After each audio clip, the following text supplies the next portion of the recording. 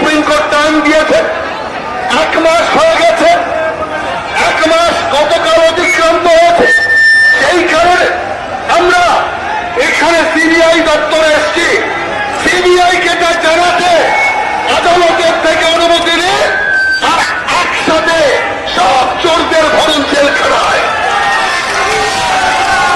তবে আমি আপনারা বলছি, যেদিন এই চোরেরা আগাম ঘোষণা করছি, এই নারদার চোরেরা যেদিন জেলখানায় যাবে পশ্চিমবাংলায়, সেদিন আমরা আনন্দ উৎসব পালন করবো, বিজয় উৎসব পালন করবো।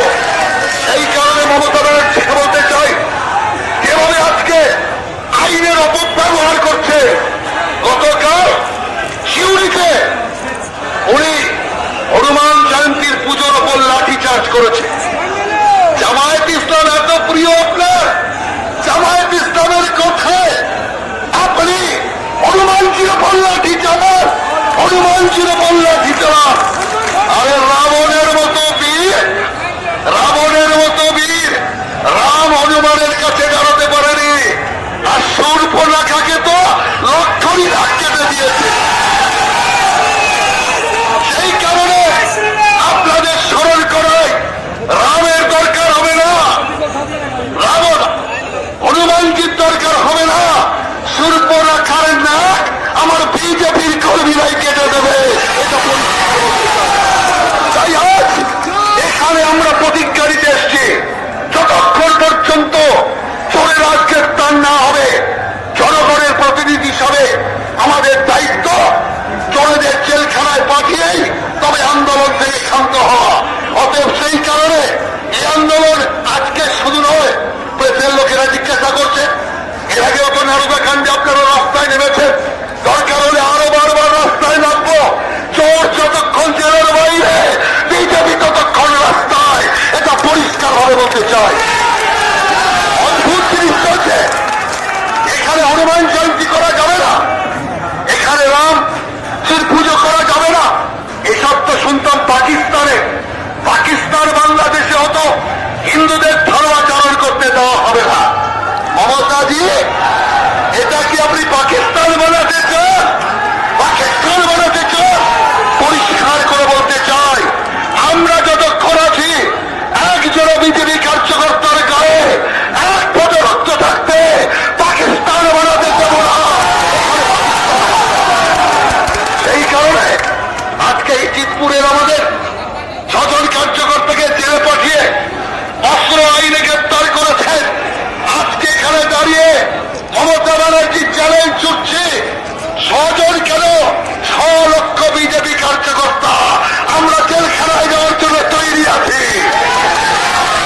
বিজেপিকে জেলে ভরে শেষ করতে গেলে, বিজেপিকে জেলে ভরে শেষ করতে গেলে নতুন জেল বানাতে হবে, এই জেলে কাজ হবে না। সেই কারণে আজকে এখানে আমরা প্রতিজ্ঞা নিচ্ছি, এই রাজ্যে অরাজক সরকার, রাজ্যে সাম্প্রদায়িক সরকার, তোষামতকারী সরকারের বিরুদ্ধে, চোর সরকারের বিরুদ্ধে ভারতীয় জনতা পার্টি সারা রাজ্য জুড়ে আন্দোলন চালাচ্ছে এবং আন্দোলন চলবে। এই কথা বলে আপনাদের সকলকে এই কঠোর গরমে এত সংখ্যায় উপস্থিত হওয়ার জন্য আপনাদের সবাইকে ধন্যবাদ জানিয়ে, আগামী দিন লড়াইয়ের জন্য প্রস্তুত হওয়ার আহ্বান জানিয়ে আমার বক্তব্য শেষ করছি। বন্দে মাতরম, ভারত মাতার জয় হোক। ধন্যবাদ রাহুল সিনহা মহাশয়কে। রাহুলদের কথা একটা মনে করিয়ে দিই, আরে ये ट्रेलर है, पिक्चर अभी बाकी है, আর দেখতে পারবেন আগামী দিনে কি হয়। এখন আপনাদের সামনে বক্তব্য রাখবেন বাংলার দামাল ছেলে, বাংলায় যাকে দেখে দিদিমণির ঘুম উড়ে গেছে, সেই লড়াকু নেতা রাজ্য সভাপতি মাননীয় দিলীপ ঘোষ মহাশয়।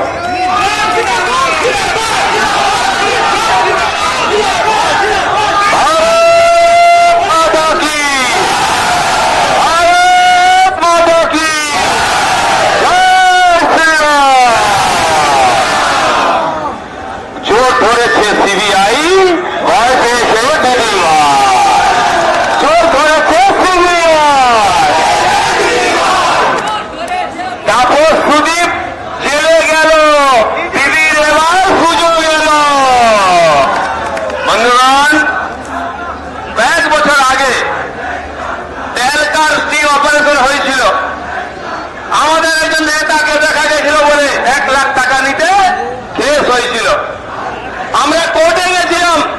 কেস লড়েছিলাম, কোর্টের জাজমেন্ট মেনে নিয়েছিলাম, তখন মমতা ব্যানার্জি পার্লামেন্টে বলেছিলেন ক্যামেরা মিথ্যা কথা বলে না, মানুষ মিথ্যা বলতে পারে।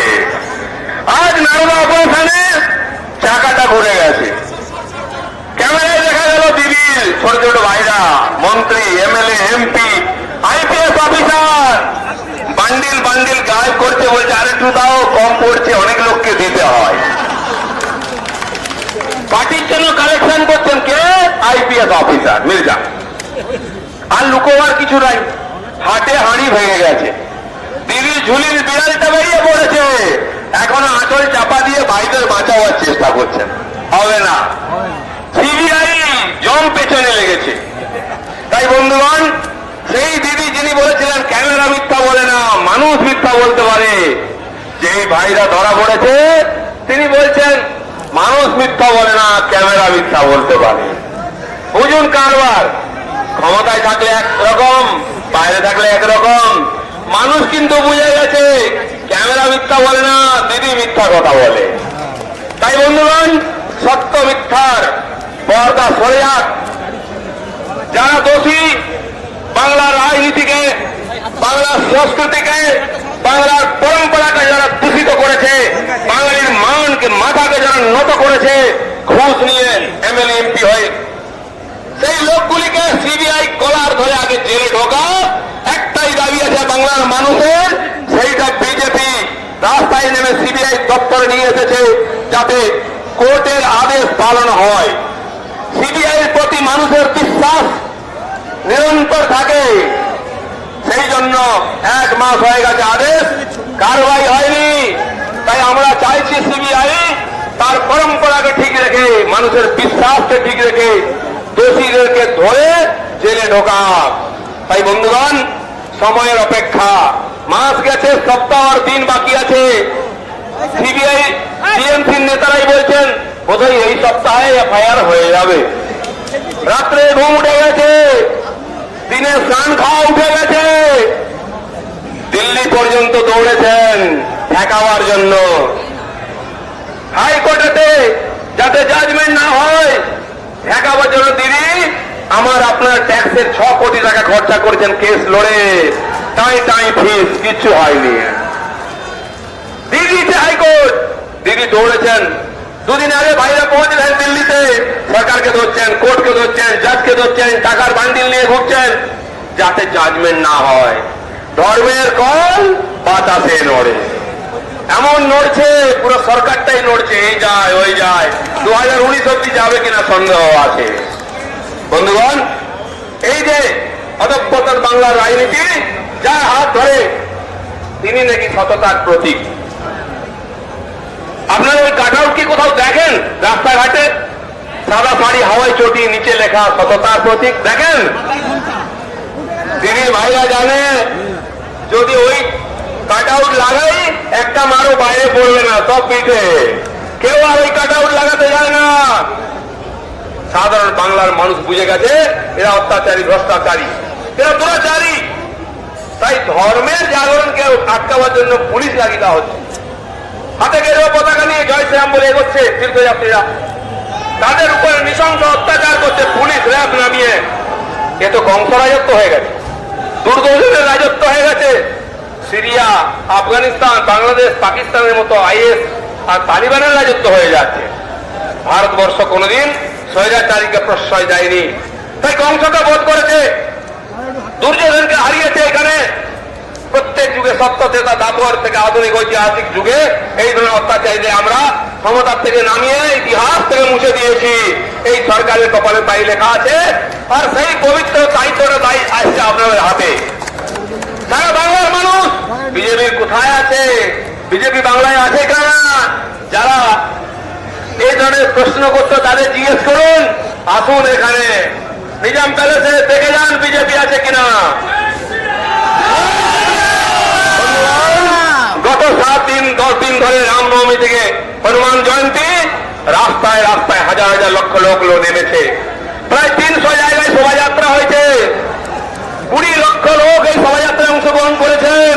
এরা বিজেপির লোক নয়, এরা সাধারণ বাংলার লোক, যারা তারা বলছে রামনবমী আমাদের উৎসব নয়, এটা পরম্পরা নয়। আমি বলছি যদি না থাকে বন্ধুগণ, আমরা শুরু করে দিলাম, এবার পালন করুন।